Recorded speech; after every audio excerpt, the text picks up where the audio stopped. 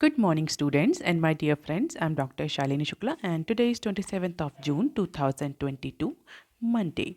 Motivation of the day is take the attitude of a student, never too big to ask questions, never know too much to learn something new. आज के discussion में हम ये सारे news article cover करेंगे। तो देख लेते हैं आज का पहला न्यूज़ आर्टिकल, जो कि बिजनेस स्टैंडर्ड के पेज नंबर 1 पर दिया हुआ है। और इसी सेक्शन में हम पेज नंबर 4 पर भी जीएसटी से रिलेटेड जो न्यूज़ है उसको कवर करेंगे। तो देख लेते हैं आज की पहली न्यूज़ क्या है। Fantasy games may get same GST as gambling. जैसा कि हमने पहले के न्यूज़ एनालिसिस में डिस्कस भी किया था कि जीएसटी काउंसिल की मीटिंग जून 28 और जून 29 में शेड्यूल है चंडीगढ़ में। और इस पर्टिकुलर मीटिंग में बहुत इम्पॉर्टेंट डिसीजंस होने हैं जीएसटी गुड्स के क्लासिफिकेशन को लेकर के, कुछ एग्जेम्पशंस को लेकर के, ऑनलाइन गेम्स और गैम्बलिंग में जो जीएसटी लगती है उसको लेकर के। और ऐसा कंसीडर किया जा रहा है, ऐसा कुछ एक्सपर्ट्स ने बताया है कि ऑनलाइन स्किल गेमिंग को लेकर के जो जीएसटी टैक्सेशन अभी एप्लीकेबल किया जा सकता है आगे आने वाली जीएसटी काउंसिल की मीटिंग में, दैट विल बी फ्लैट 28%। तो ऐसा कहा जा रहा है कि फ्लैट 28% ऑनलाइन स्किल गेमिंग जो सर्विसेज प्रोवाइडर हैं उन पर लगाया जा सकता है, in order to bring it on par with betting and gambling like games. तो जैसे कि बेटिंग और गैम्बलिंग जैसे गेम्स पर 28% का जीएसटी लगता है, उसी तरीके से ऑनलाइन स्किल गेमिंग जो है, जो डिफरेंट प्लेटफॉर्म्स हैं जो ऑनलाइन गेम्स सर्विसेज प्रोवाइड करते हैं, उन पर भी 28% का जीएसटी अट्रैक्ट किया जा सकता है। क्योंकि इसके पीछे जो आर्ग्यूमेंट दिया जा रहा है कि इस तरह के सर्विसेज को केवल इस बेसिस पर सेग्रीगेट नहीं किया जा सकता है कि ये गेम ऑफ स्किल है या गेम ऑफ चांस है या दोनों का ही गेम है। तो इसी आर्ग्यूमेंट को ध्यान में रखते हुए ऐसा एंटिसिपेट किया जा रहा है कि जो ऑनलाइन स्किल गेमिंग प्लेटफॉर्म्स हैं, जो ऑनलाइन स्किल गेमिंग है, उस पर 28% का जीएसटी काउंसिल इम्पोज कर सकती है आगे आने वाली जीएसटी काउंसिल की मीटिंग में। इसके अलावा रिवेन्यू लीकेज को लेकर के भी कुछ stringent enforcement measures GST council ले सकती है, क्योंकि जीएसटी काउंसिल्स ने दोनों ही मैटर से related 2 group of ministers form किया था, पैनल फॉर्म किया था, और दोनों ही पैनल ने अपनी जो रिकमेंडेशन है वो सबमिट कर दी। और ऐसा कहा जा रहा है कि आगे आने वाली जीएसटी काउंसिल की मीटिंग में दोनों ही जो ग्रुप ऑफ मिनिस्टर्स हैं, they will submit their respective reports on these 2 agendas. Meghalaya के जो चीफ मिनिस्टर्स थे उनको फैंटेसी स्पोर्ट्स और कसिनो में कितना टैक्स लगाया जाए, कितना जीएसटी इम्पोज किया जाए, इस इशू के लिए टास्क किया गया था। महाराष्ट्र के जो डिप्टी चीफ मिनिस्टर हैं उनको जीएसटी सिस्टम में जो टैक्स इवेजन है, रिवेन्यू लीकेज है, उससे रिलेटेड रिफॉर्म सजेस्ट करने के लिए कहा गया था। तो 2 ग्रुप ऑफ मिनिस्टर्स को डिफरेंट मैटर्स दिए गए थे और ऐसा कहा जा रहा था कि दोनों की रिकमेंडेशन कंप्लीट हो गई है और जीएसटी काउंसिल में दोनों ही अपनी रिपोर्ट सबमिट करेंगे। तो ऐसा एंटिसिपेट किया जा रहा है कि रिवेन्यू लीकेज, टैक्स इवेजन को लेकर के, फैंटेसी स्पोर्ट्स को लेकर के, कसिनोज को लेकर के बहुत इंपॉर्टेंट डिसीजन हो सकते हैं आगे आने वाली काउंसिल की मीटिंग में, जो कि कल से स्टार्ट है। क्योंकि एक्सपर्ट्स का मानना है कि जो ये रिपोर्ट्स हैं ये बहुत ही इम्पॉर्टेंट है, क्योंकि जिस तरीके से compensation regime, GST compensation regime के प्रोविजन में स्टेट्स का रिवेन्यू शॉर्टफॉल कर रहा है, तो रिवेन्यू लीकेज को लेकर के, रिवेन्यू कलेक्शन को लेकर के, टैक्स इवेजन को लेकर के जो रिपोर्ट सबमिट करी जाएगी, that will be very important. और उसके बेसिस पर काउंसिल जो डिसीजन लेगी रिवेन्यू मेजर्स को रोकने के लिए, रिवेन्यू कलेक्शन को इंक्रीज़ करने के लिए, टैक्स इवेजन्स को रोकने के लिए, रिवेन्यू शॉर्टफॉल को, रिवेन्यू लीकेज को रिमूव करने के लिए जो भी मेजर्स लेगी, that will be very important for increasing the revenue of states. इसके अलावा जीएसटी ट्रिब्यूनल को भी सेटअप करने से रिलेटेड कुछ मैटर्स पर डिस्कस हो सकता है। जो फ्रेमवर्क है उसको रिव्यू कर सकती है जीएसटी काउंसिल की meeting for setting up a GST tribunal for resolving the litigations that are associated with indirect taxation regime, that is GST.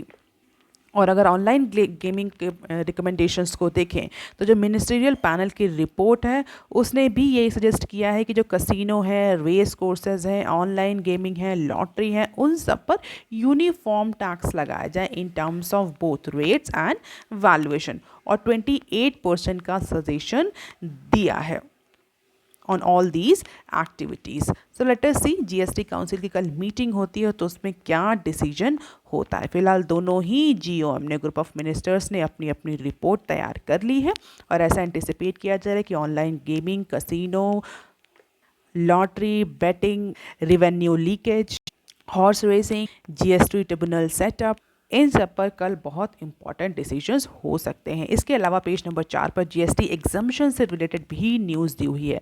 So all the powerful GST council is set to take an interim report by high level ministerial panel on rate rationalisation.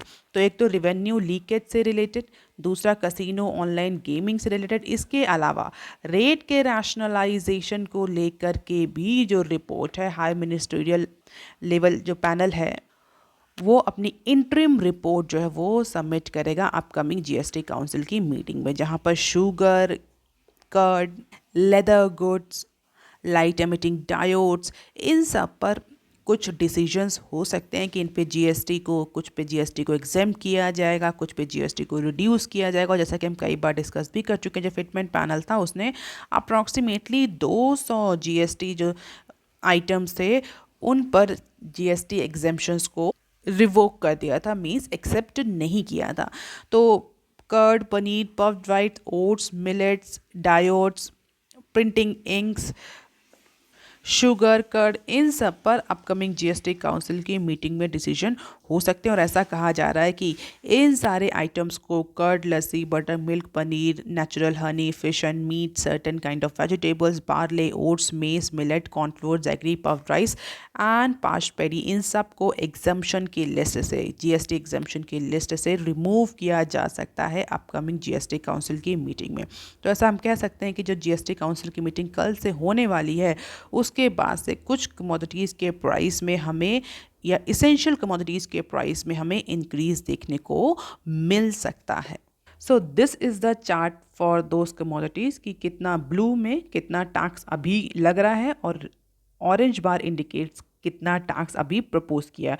और हम अगर देखें तो सभी commodities, जितनी commodities यहाँ listed हैं, इन सभी कमोडिटीज़ में जो टैक्स प्रपोजल है वो इंक्रीज है। जैसे कि सोलर वाटर हीटर्स जो हैं उनमें अभी 5% जीएसटी लगता है, उसको प्रपोज किया गया है 12% के लिए। फिनिश्ड लेदर 5%, उस पर भी 12% प्रपोज किया गया। ई वेस्ट 5%, 18% प्रपोज किया गया। प्रिंटिंग एंड राइटिंग इंक्स 12% लगता है, 18% प्रपोज किया गया है।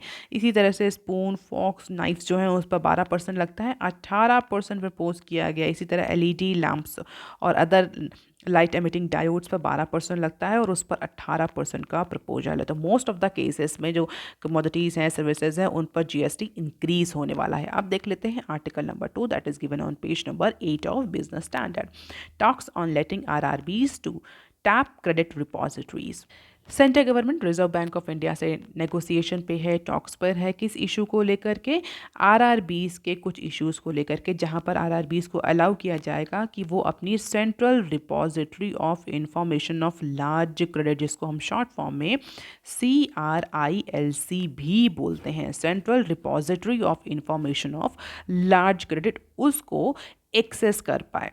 और इस मूव के बाद क्या हो, क्यों सेंटर चाहता है कि जो आरआरबीज़ हैं, RRB stands for regional rural banks, जो रीजनल रूरल बैंक्स हैं वो CRILC को एक्सेस कर पाएँ, because this move helps these lenders RRBs to reduce their non performing assets by assessing the details of the borrowers. तो जो ऐसे borrowers जिन्होंने बड़े बड़े क्रेडिट्स लिए हैं, लार्ज क्रेडिट्स लिए हैं, उनकी डिटेल को एक्सेस करके जो आरआरबीज़ हैं उनको अपने एनपीएस को रिड्यूस करने में हेल्प मिलेगी। उसी के अकॉर्डिंग वो स्ट्रैटेजीज बनाएंगे।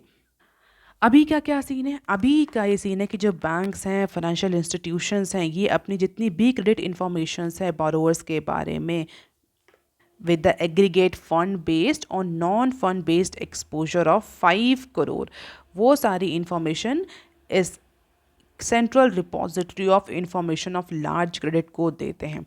बट अभी तक आरआरबीज इसके अंडर में नहीं आ रहे थे, इस पर्टिकुलर CRILC के अंडर में। बट अब सेंट्रल गवर्नमेंट चाहती है कि आरआरबीज को भी स्कीम में इंक्लूड किया जाए, and thus allowing the RRBs to access the credit repository before sanctioning loans are at advanced stage, and officials are saying most likely it will be allowed। और इसके बाद से जो आरआरबीज हैं वो किसी भी बोरोवर को लोन देने से पहले उसकी क्रेडिट इंफॉर्मेशन, उसका जो जनरल डिटेल है, जो उसका एक्सपोजर है, उसको देख सकते हैं और उसी के according rational decision, inform decision ले सकते हैं कि उस पर्टिकुलर बोरोवर को लेंडिंग करनी है कि नहीं करनी है, जैसा कि बैंक्स और अदर फाइनेंशियल इंस्टीट्यूशंस करते हैं।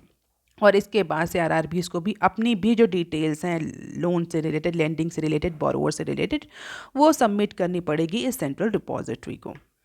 तो आरबीआई एक्ट के में कुछ सेक्शंस में चेंज लाना पड़ेगा आरआरबीज को इस पर्टिकुलर रिपोजिटरी को एक्सेस करने की परमिशन देने के लिए। एज ऑफ नाउ बैंक्स जो हैं, फाइनेंशियल इंस्टीट्यूशंस जो हैं, वो अभी फ़िलहाल के लिए इस रिपोजिटरी को एक्सेस भी करते हैं और इसमें अपनी जो इन्फॉर्मेशंस है, बोरोवर से रिलेटेड जो भी इन्फॉर्मेशन है वो फर्निश करते हैं, सबमिट करते हैं। And this comes the centre is looking to restructure the RRBs and exploring the ways to improve their health. तो ये उनमें से एक डिसीजन। इसके अलावा आरआरबीज की फाइनेंशियल हेल्थ को इम्प्रूव करने के लिए अब गवर्नमेंट जो है वो बहुत सारे डिसीजंस ले रही है। This access of central repository is one of them. और अभी अगर हम आरआरबीज का रेगुलेटरी फ्रेमवर्क देखें तो आरआरबीज जो हैं वो national bank for agriculture and rural development, जिसको हम शॉर्ट फॉर्म में नाबार्ड बोलते हैं, उससे सुपरवाइज होते हैं। लेकिन जो इनके एनुअल प्लान्स हैं, फाइनेंशियल्स हैं, वो दोनों ही नाबार्ड और आरबीआई दोनों ही मॉनिटर करते हैं। इसका मतलब कहीं ना कहीं हम ऐसे कह सकते हैं कि जो आरआरबीज हैं वो अभी डुअल कंट्रोल में आते हैं। That again create the problem for the efficient management and monitoring of these regional rural banks।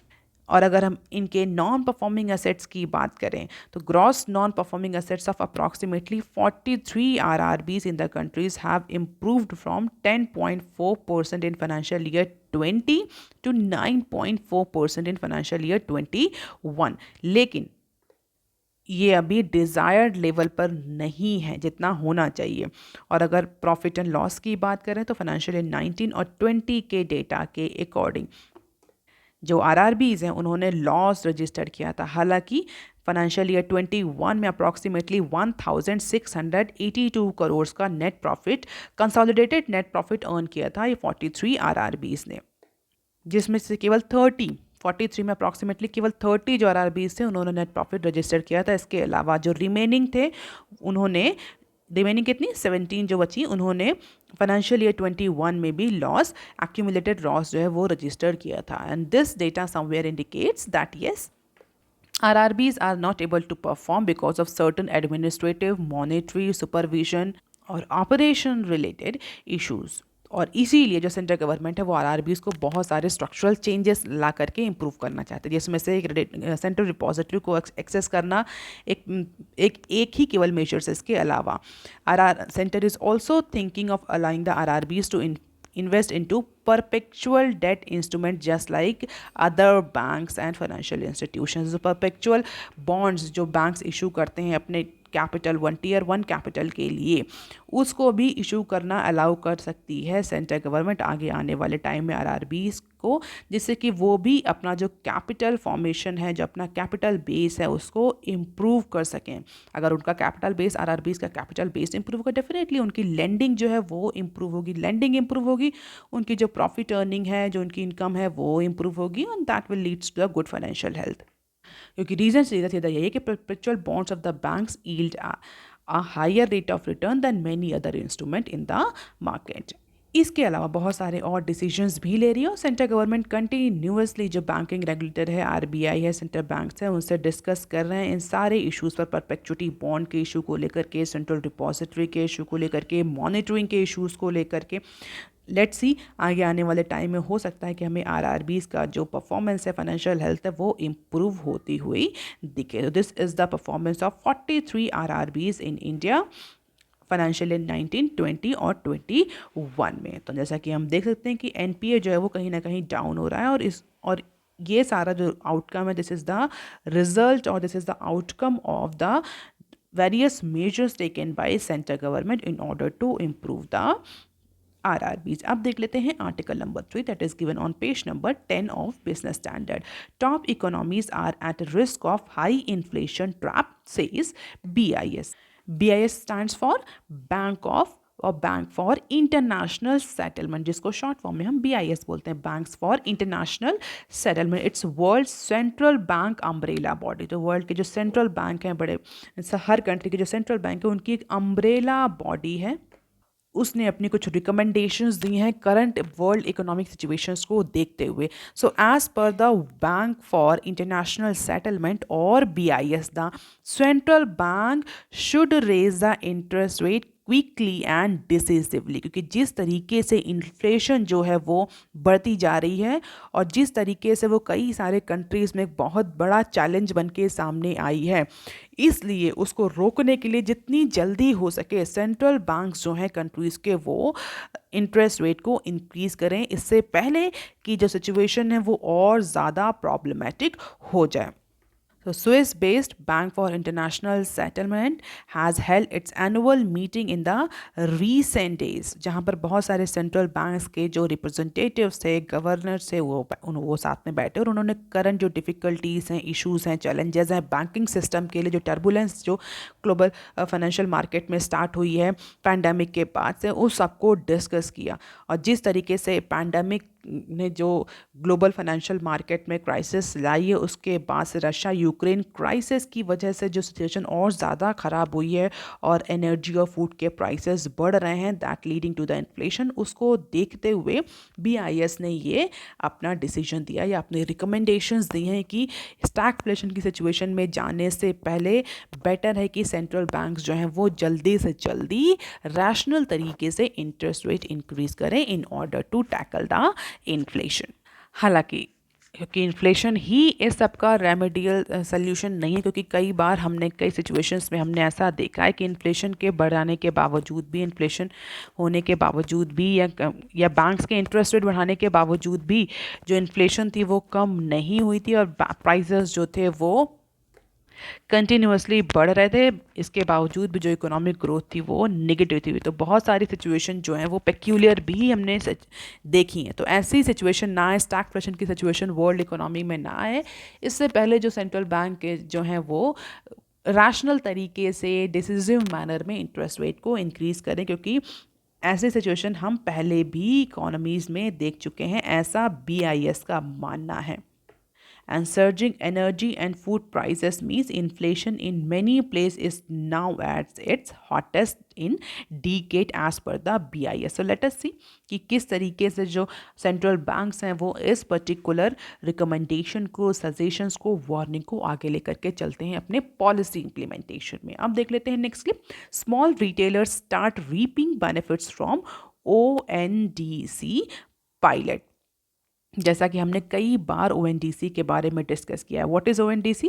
It is open network for digital commerce and it is an initiative by government for aiming at promoting open network for all aspect of exchange of goods and services over digital and electronic networks. So ONDC is based on the open source methodology, using open specification, open network protocols, independent of any particular specific platforms. So government is basically promoting this ONDC huge.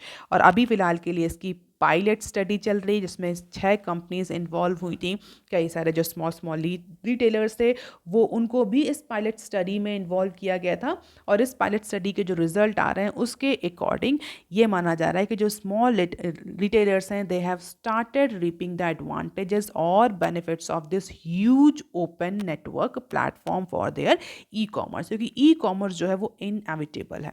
आगे आने वाले time में e-commerce जो है वो शायद physical retails को overcome कर जाए बहुत सारे पैरामीटर्स पर. उसको देखते हुए गवर्नमेंट भी इस पर्टिकुलर ई प्लेटफॉर्म या उसके डोमिनेंस को निगेट नहीं कर सकती। And for that government has promoted this open network for digital commerce की, जैसे कि जो स्मॉल रिटेलर्स हैं वो डिसएडवांटेज ना फेस करें because of the big companies जिनके पास बड़े बड़े आईटी इंफ्रास्ट्रक्चर और आईटी प्लेटफॉर्म्स या आईटी सर्विसेज हैं या IT facilities available, and for that government has promoted this ONDC architecture, जहाँ पर छोटे बड़े जितने भी ई कॉमर्स कंपनीज हैं वो इस पर्टिकुलर नेटवर्क से एसोसिएट होकर के अपने जो गुड्स एंड सर्विसेज हैं उनको सेल कर सकती हैं। अभी फ़िलहाल के लिए इसकी पायलट टेस्टिंग चल रही है। पायलट टेस्टिंग में निकल कर आया है कि जो स्मॉल स्केल रिटेलर्स हैं they are getting big advantages and huge advantages because of this particular ONDC platform. और गवर्नमेंट का जो इवेंचुअल मोटिव है वो भी यही है कि जो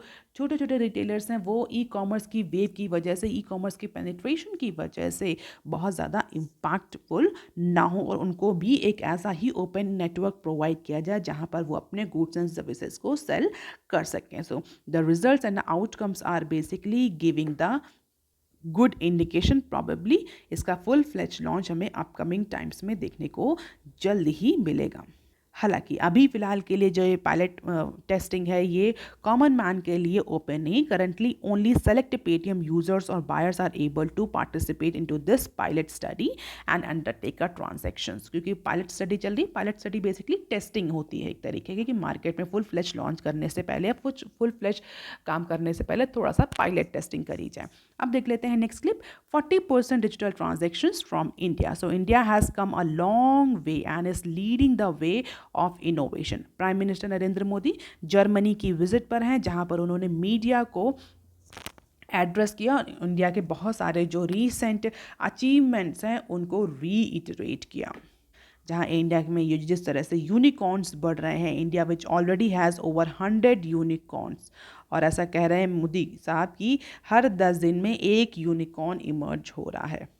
इसके अलावा जो डिजिटल ट्रांजैक्शंस हो रहे हैं उसमें भी इंडिया के अचीवमेंट को रीट्रेट किया है हमारे प्रधानमंत्री नरेंद्र मोदी ने जर्मनी में, और ये कहा है कि इंडिया जो ये फोर्थ इंडस्ट्रियल रिवोल्यूशन चल रहा है जिसको हम इंडस्ट्री 4.0 भी बोलते हैं because of the IT related services ITES, इस पर्टिकुलर रिफॉर्म्स को, इस पर्टिकुलर रिवोल्यूशन को इंडस्ट्री 4.0 4.0 भी बोला था। तो उस स्पीच में हमारे जो प्राइम मिनिस्टर उन्होंने इंडिया के बहुत सारे अचीवमेंट, डिजिटल ट्रांजैक्शन से रिलेटेड अचीवमेंट, यूनिकॉर्न से रिलेटेड अचीवमेंट्स को एम्फसाइज करते हुए बोला कि इंडिया का जो पार्टिसिपेशन है, इंडिया का जो कंट्रीब्यूशन है इस फोर्थ इंडस्ट्रियल रिवोल्यूशन में ये कहीं भी कम नहीं है। India is not lagging behind in fourth industrial revolution.